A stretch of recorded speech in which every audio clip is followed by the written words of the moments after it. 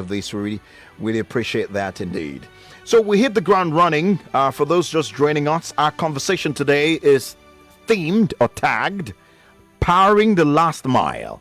Powering the Last Mile. And like you heard, we have Jeff Schnurr, CEO and co-founder of Jazza Energy.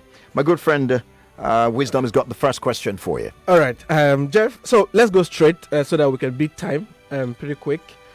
Give us a little bit about your background, your career journey, and how you got here to find Jazza Energy. So, absolutely, yeah. So I'm originally Canadian, okay. And I worked in Canada as a young man doing some backbreaking labor planting trees, okay. Where I would go up to the Canadian North and work and plant anywhere from 3,000 to 5,000 trees per day, okay. And then I would travel when I wasn't working in the woods, and I ended up in Tanzania. I was trying to write a novel, actually. Don't ask me how that went, but a lot of my Swahili friends were interested in some of the tree planting we did, okay. And we started just collecting seed from around some communities, and since then I've planted around 3 million trees. And somewhere in the mix, someone was like, Jeff, dude, trees are great, but where can I charge my mobile phone? And that's when we started looking at the energy issues in that country, and that's what also brought me to Nigeria. So that's the sort of background. Oh, great. Interesting to know. Now, we know that you believe that entrepreneurship and innovation can solve our planet's biggest challenges. And can you shed more light on it, so expatiate a bit on that statement? Absolutely. So this is something I learned in the tree planting world where, conservation, we all know planting trees is good, but why would people do it? To take time out of your day and go and actually do the work is, that's a lot to ask of people, especially in some of the rural communities that we've worked in. And what we found is that we just had to make tree planting a day job. So conservation was an end game for some of the trees, but we also planted trees for fruit, timber, and when it became how people made their living, you could virtually scale your solution quickly. And energy access is the same, right? The economic incentives need to be there. Innovation paired with entrepreneurship is one of the greatest combinations on the face of the planet. I mean, Nigerians know it well. The entrepreneurial spirit is alive and well. But if you can find the right economic solution, then you've got a winning formula. Interesting. That's a nice one. But now let's go. I know you mentioned a bit when we started, but let's go into details now. So you co-founded Jazza Energy, and but what was the idea behind starting the company, and what problems specifically you wanted to solve? So let's go into details a little bit. Yeah, absolutely. So I was in a rural community, as I mentioned, in Tanzania, and some of the community members, people we were working with, asked us, if we could help them get modern electricity into their household. That market is different. We're typically using kerosene and torches to power homes. So what we did is originally we just put some panels on the roof of a school and a mosque and charged motorcycle batteries.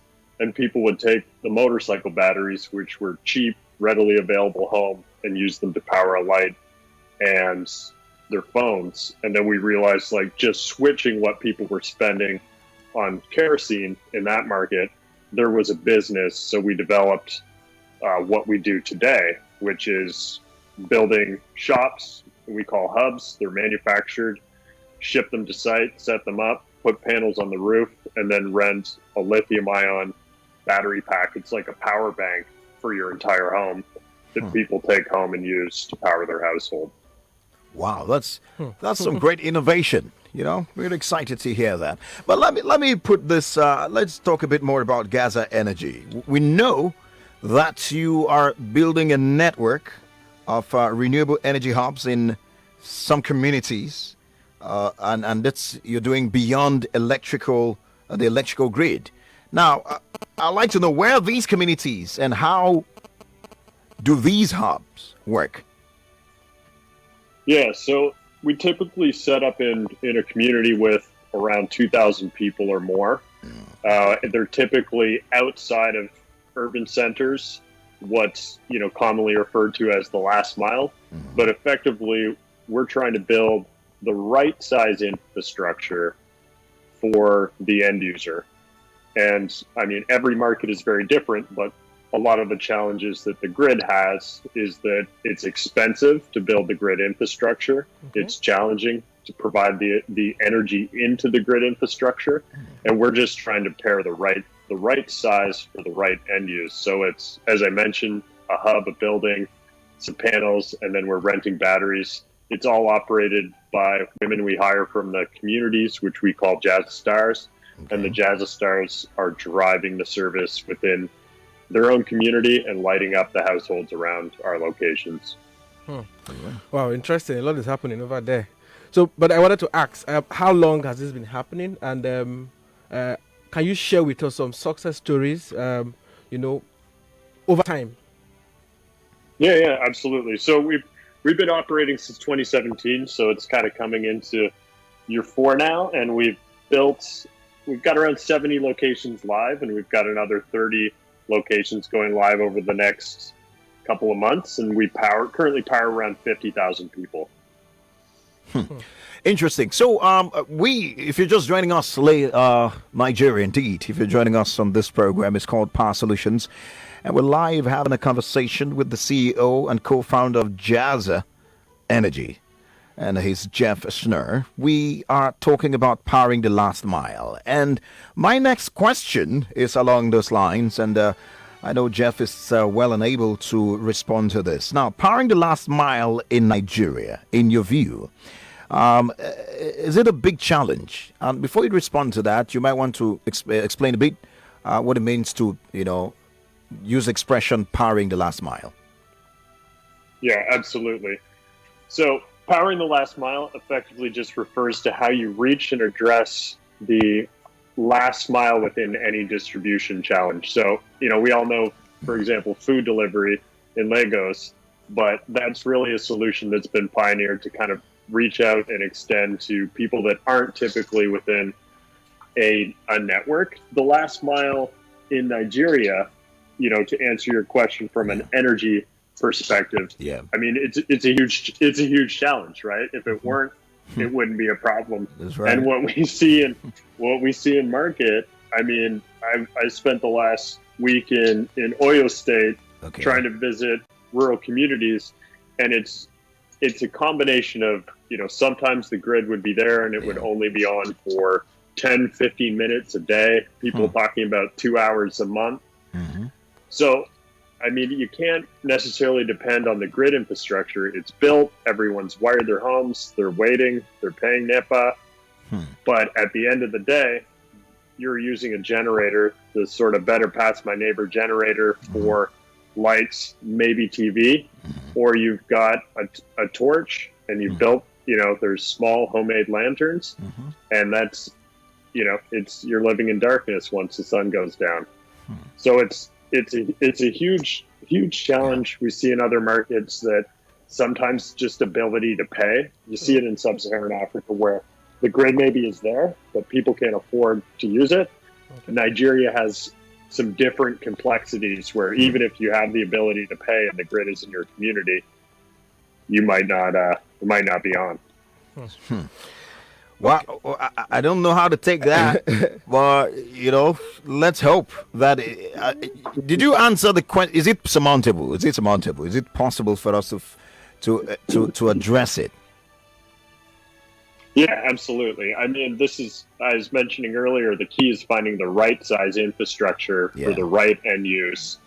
And what we build is by building distributed infrastructure, so building separate power supply within every community. We don't use transmission lines. We try and make it as simple to maintain. So you effectively have your users, the customers, being transmission because they'll carry the battery home, use it to power their household. And as long as it powers what people want and it's something they can afford, I think that's the sort of economic solution. All right, beautiful. Okay, so I want to talk a little about Nigeria now.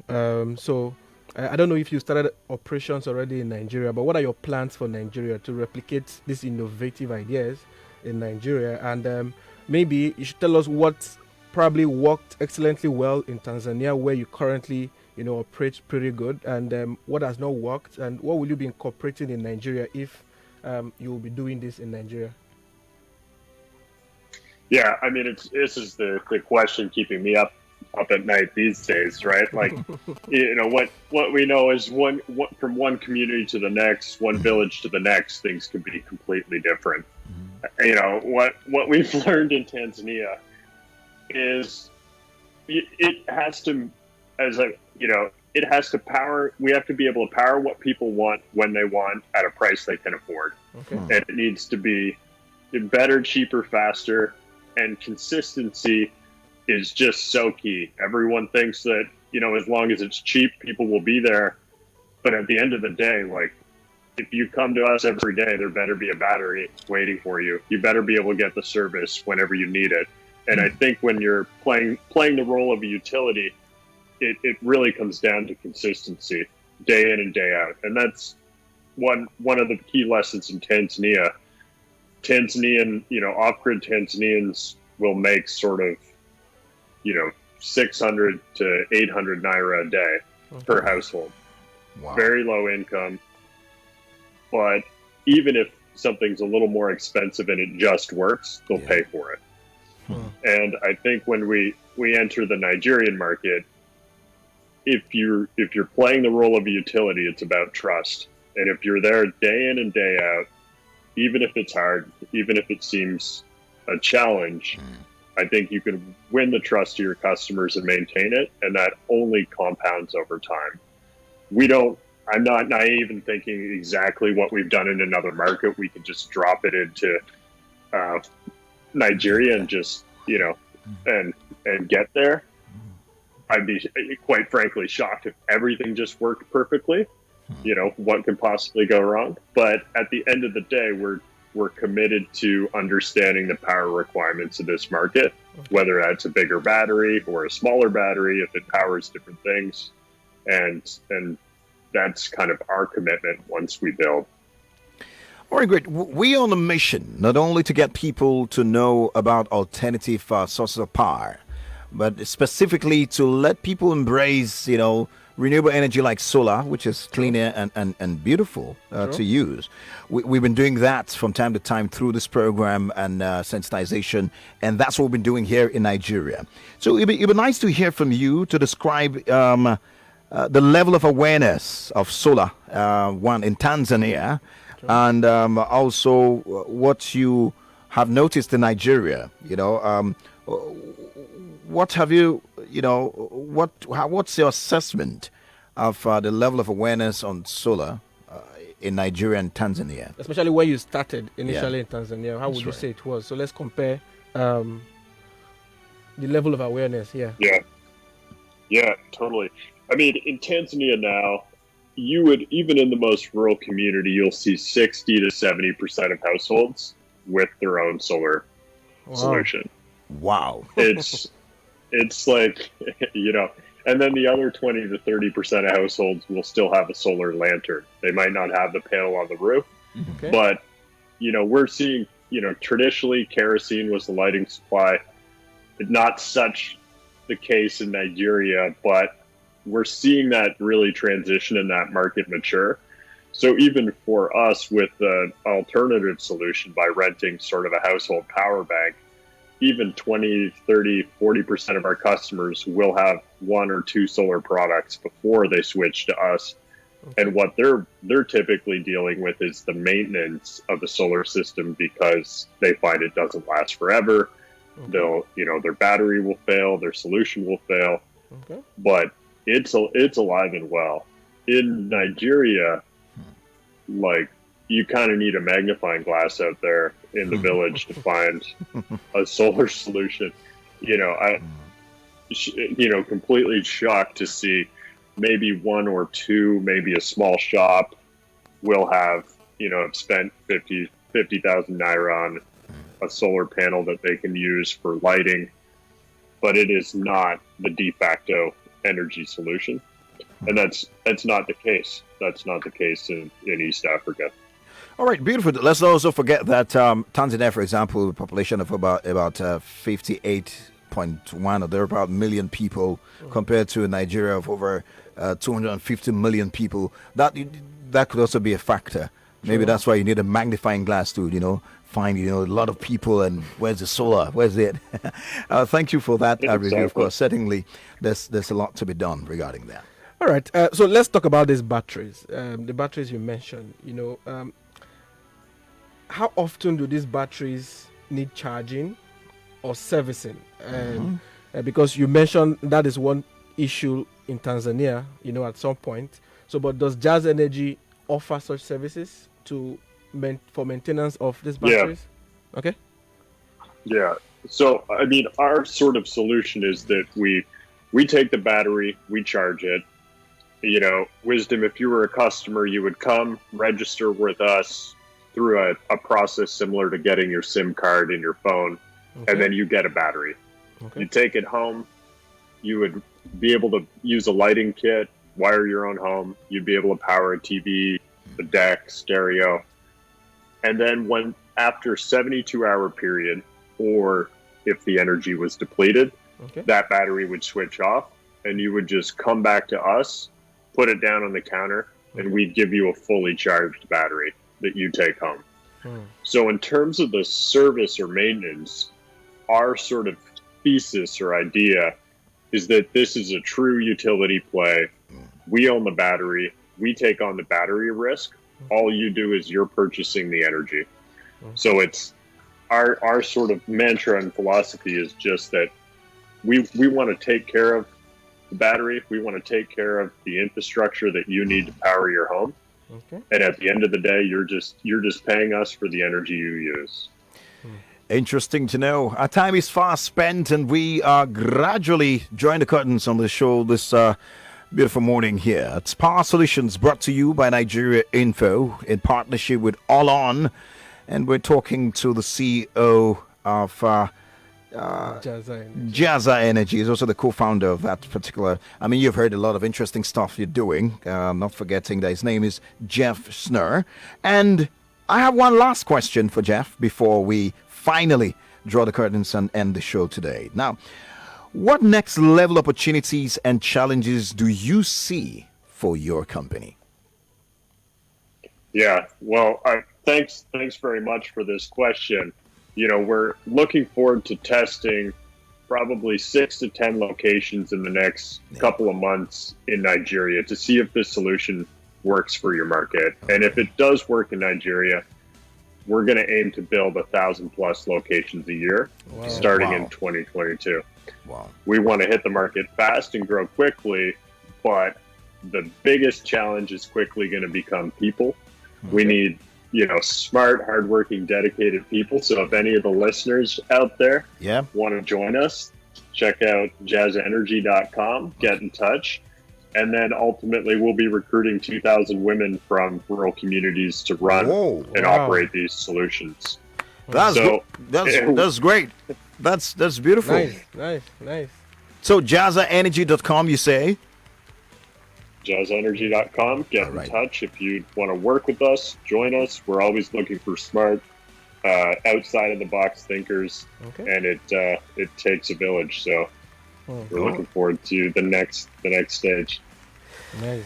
Thank you indeed. I know we want to go on a break soon, but we're ending actually. We're ending. Yeah. Okay. But before we end, let me ask: how did the name Jazza? How did it come about? I'm just curious.